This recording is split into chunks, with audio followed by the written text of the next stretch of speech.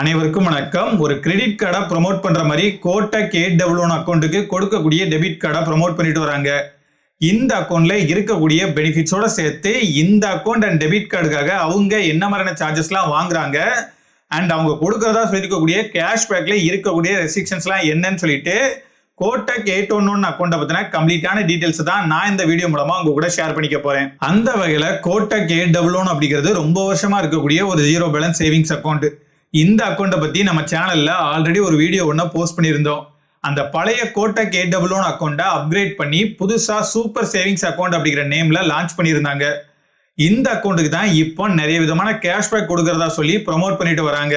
உங்ககிட்ட ஆல்ரெடி 811 பழைய அக்கௌண்ட் இருந்துச்சு அப்படின்னா அதை இந்த சூப்பர் சேவிங்ஸ் அக்கௌண்டாவும் அப்கிரேட் பண்ணிக்க முடியும்.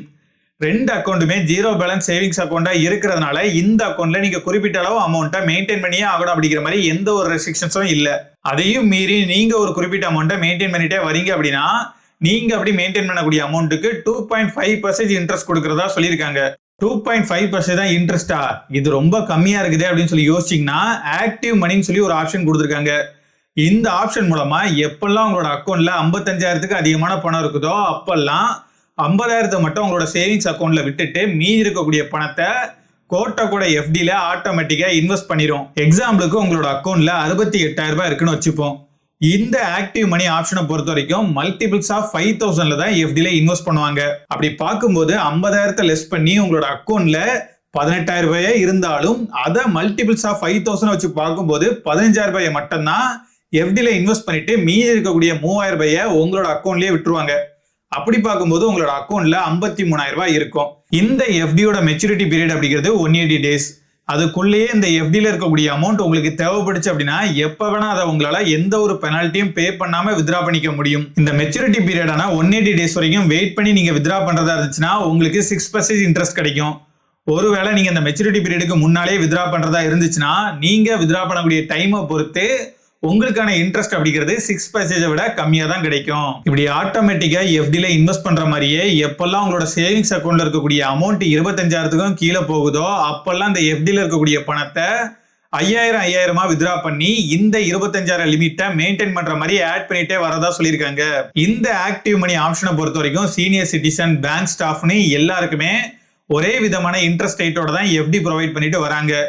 ஒருவேளை உங்களுக்கு இந்த ஆக்டிவ் மணி ஆப்ஷன் வேணாம் அப்படின்னு நினைச்சீங்கன்னா அதை உங்களால டிசேபிள் பண்ணிக்கவும் முடியும். கோட்டக் 811 சூப்பர் சேவிங்ஸ் அக்கௌண்டோட டெபிட் கார்டை யூஸ் பண்ணி நீங்க பண்ணக்கூடிய எல்லா டிரான்சாக்ஷனுக்குமே பிளாட்டா 5% கேஷ்பேக் கொடுக்கறதா சொல்லியிருக்காங்க.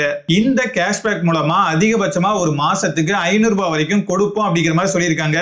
இந்த கேஷ்பேக் அப்படிங்கிறது கோட்டக் சூப்பர் சேவிங்ஸ் அக்கௌண்ட்டை யூஸ் பண்றவங்களுக்கு மட்டும்தான். நார்மல் 811 அக்கௌண்ட்டை யூஸ் பண்றவங்களுக்கு எந்த விதமான கேஷ்பேக்கையும் கொடுக்கறதா சொல்லல. நான் ஸ்கிரீன்ல காமிக்கக்கூடிய கேட்டகரியில எல்லாம் நீங்க டிரான்சாக்ஷன் பண்றப்போ உங்களுக்கு எந்த விதமான கேஷ்பேக்கும் கிடைக்காது.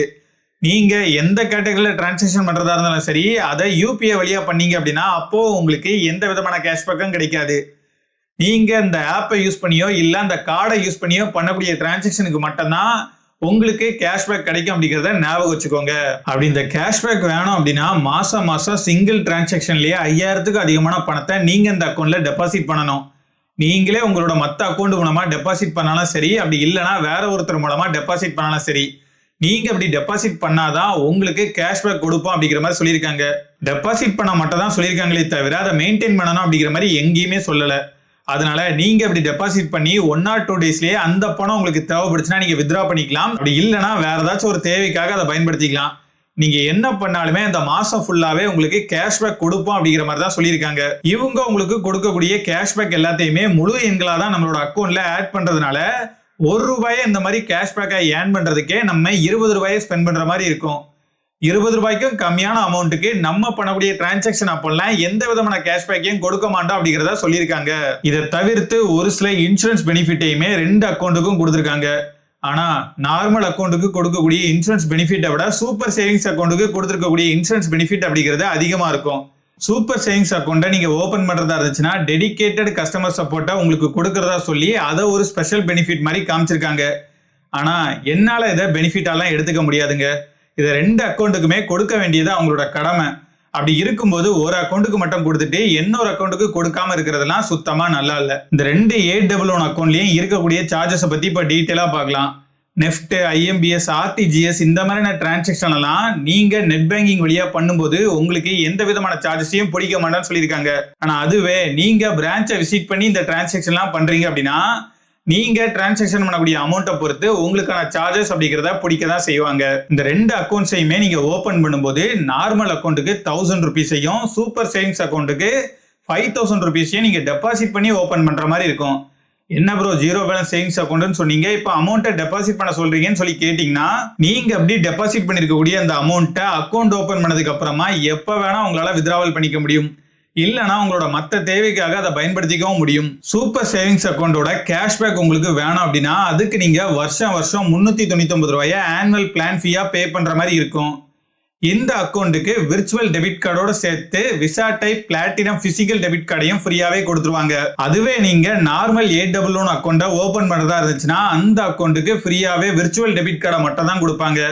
உங்களுக்கு பிசிக்கல் டெபிட் கார்டு வேணும் அப்படின்னா அதுக்கு நீங்க 399 ரூபாயை பே பண்ணி வாங்குற மாதிரி இருக்கும். நார்மல் அக்கௌண்ட்டுக்கு கொடுத்துருக்கக்கூடிய டெபிட் கார்டை யூஸ் பண்ணி கோட்டக் பேங்கோட ஏடிஎம்ல 5 ஃப்ரீ டிரான்சாக்ஷனையும், நான் மெட்ரோ லொகேஷன்ல இருக்கக்கூடிய அதர் பேங்க் ஏடிஎம்ல 5 ஃப்ரீ டிரான்சாக்ஷனையும், மெட்ரோ லொகேஷன்ல இருக்கக்கூடிய அதர் பேங்க் ஏடிஎம்ல 3 ஃப்ரீ டிரான்சாக்ஷனையும் ஒரு மாசத்துக்கு உங்களால பண்ணிக்க முடியும். சூப்பர் சேவிங்ஸ் அக்கௌண்ட்டுக்கு கொடுத்துருக்கக்கூடிய டெபிட் கார்டை யூஸ் பண்ணி கோட்டக் பேங்கோட ஏடிஎம்ல உங்களால 10 ஃப்ரீ டிரான்சாக்ஷன் வரைக்கும் பண்ணிக்க முடியும்.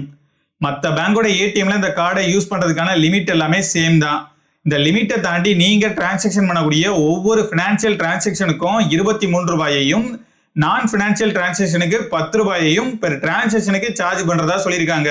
நார்மல் அக்கௌண்டோட டெபிட் கார்டை யூஸ் பண்ணி ஏடிஎம்ல நீங்க அமௌண்ட்டை வித்ரா பண்ணும்போது ஒரு நாளைக்கு அதிகபட்சமா 25,000 ரூபாய் வரைக்கும் வித்ரா பண்ணிக்கலாம்னு சொல்லியிருக்காங்க. சூப்பர் சேவிங்ஸ் அக்கௌண்ட்டுக்கு ஒரு நாளைக்கு 1 லட்சம் ரூபாய் வரைக்கும் ஏடிஎம்ல அமௌண்ட்டை வித்ரா பண்ணிக்கலாம்னு சொல்லியிருக்காங்க. ஆனா நீங்க எப்படி டிரான்சாக்ஷன் பண்ணும்போது அதர் பேங்கோட ஏடிஎம் யூஸ் பண்றீங்க அப்படின்னா சிங்கிள் டிரான்சாக்ஷன்லயே 10,000க்கு அதிகமான அமௌண்ட்டை வித்ரா பண்ண முடியாது அப்படிங்கிறதையும் சொல்லியிருக்காங்க.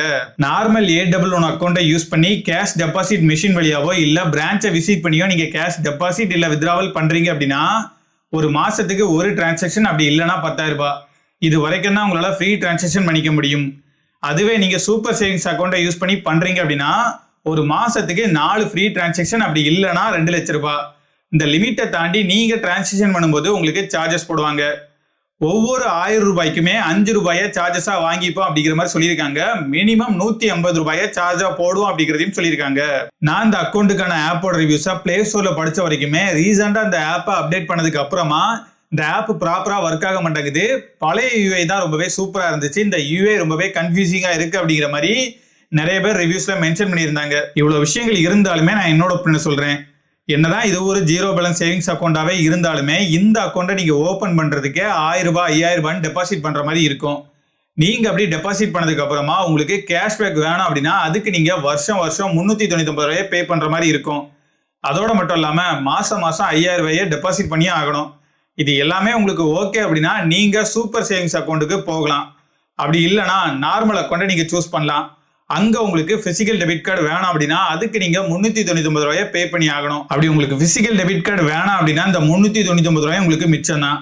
உங்களுக்கு எது சூட் ஆகும் அப்படிங்கிறத நல்லா யோசிச்சு நீங்களே டிசைட் பண்ணிக்கோங்க. பட்டா